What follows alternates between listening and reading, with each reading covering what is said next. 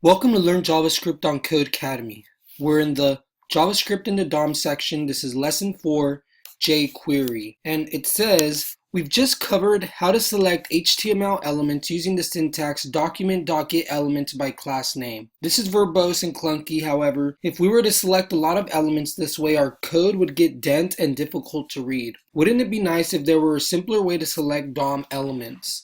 As you might have guessed, there is. To better interact with DOM elements, we can use a library. A library is a set of code that contains useful pre-written functions that help with certain tasks. A great library for interacting with the DOM is jQuery. jQuery is a library written in JavaScript. The syntax and functions it contains will help us interact with DOM efficiently. We'll walk through a few examples in the following exercises. In order to use jQuery, we need to 1. Include jQuery to our project. jQuery is a library, which means it is a set of code in a file. Therefore, we will need to link to that file in our HTML in order to access it. Once we link it in our HTML file, we can use its functions and syntax in our JS main.js file. Once linked, we'll need to make sure our HTML is loaded before we run the jQuery and JavaScript code.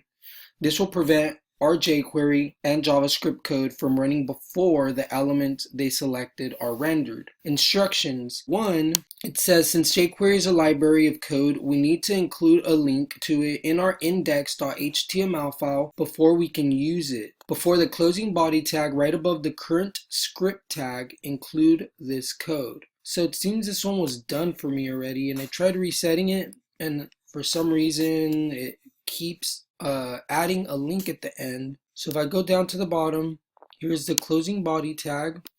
If we look right above it, we have our script tag that we added, and here's the script for the jQuery library, which it said to add it before the closing body, but on top of the script tag of our main.js file. If your guys' is right and isn't done already, then it should be like this, and you guys would copy this script and basically just paste it there. And what this does is it gives us access to jQuery. Without this, the computer would have no idea that you want to use it and doesn't have access to a lot of the syntax and pre-written code that is already included in the jQuery library. So once that is done, I don't need to run it because it's obviously already ran. It says, now that we've included jQuery, let's get it ready to run. Navigate to js/main.js, which we can do up here in our file directory. Go to js main.js, and now we have this open, and we could close this. It says navigate to js/main.js, delete or comment out our existing code in js main.js, then write a function named main. Okay, so we could pretty much erase all this stuff, do a function main, like it says, write a function named main. The function should take no parameters and should have an empty block.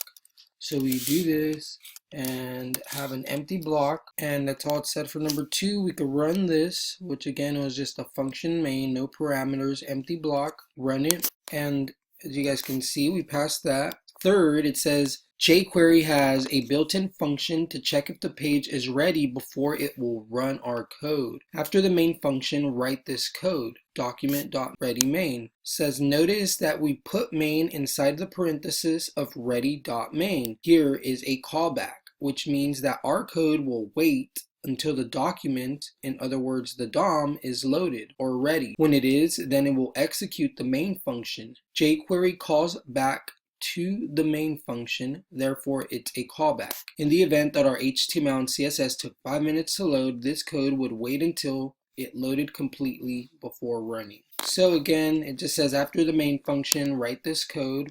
So after the main function, we just want $ document.ready, and then we want to put main in there, which is our callback to this function. Main won't run until document is done loading.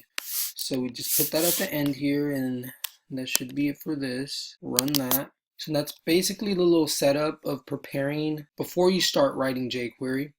You want to do your function main and then your document.ready main, which will wait until the document, the HTML file, is fully loaded, and then it will run the code inside of main.